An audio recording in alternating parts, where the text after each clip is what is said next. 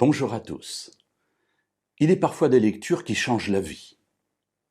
Des ouvrages extraordinaires qui ouvrent des perspectives sur des mondes que l'on ne connaît pas. Ça peut être la science, ça peut être des techniques, ça peut être la connaissance de la nature. Bref, les sujets d'investigation sont énormes, sont nombreux. Et il y a là des sources de connaissances qui tout d'un coup nous font découvrir quelque chose qui nous était absolument inconnu auparavant. La Bible contient de telles merveilles. L'une d'entre elles se trouve dans l'Évangile selon Jean, au chapitre 1er et au verset 1. En effet, elle nous parle de Dieu, et plus particulièrement d'une partie de ce qu'il est. Alors c'est difficile de parler de Dieu, parce que nous sommes des créatures incomplètes, qui sommes nés dans une nature de péché finalement, et nous nous trouvons là en train d'essayer de parler de notre Créateur, du Dieu éternel, du Tout-Puissant. Donc nous sommes forcément limités.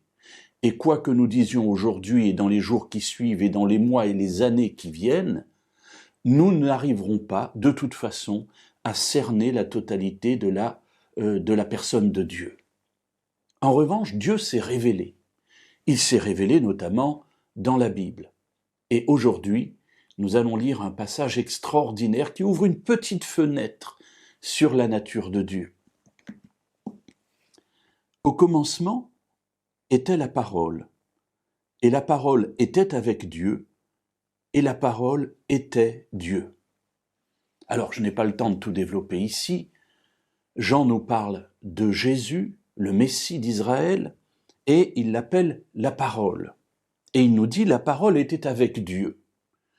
Et nous nous disons donc qu'il y a d'un côté la parole et puis de l'autre côté il y a Dieu, le Créateur, le Tout-Puissant. Et il ajoute la parole était avec Dieu et la parole était Dieu.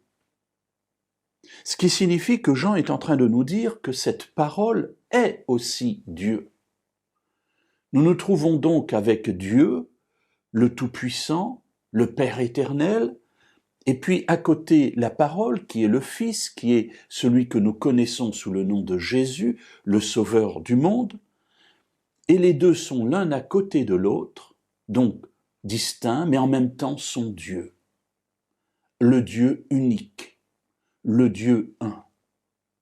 Alors mes amis, je ne sais pas ce que ça vous fait dans la tête, mais moi dans ma tête, il y a quelque chose qui s'ouvre comme un espèce de grand abîme, de connaissance ou d'inconnu plus exactement, et c'est là quelque chose de beau que je trouve, parce que Dieu accepte de nous révéler quelque chose qui touche à sa nature, qui certes est incomplet ici, mais qui nous permet d'entrevoir un être extraordinaire, le Créateur de ce que nous sommes. Demain, nous verrons ce que Jean nous révèle sur la suite de ce récit.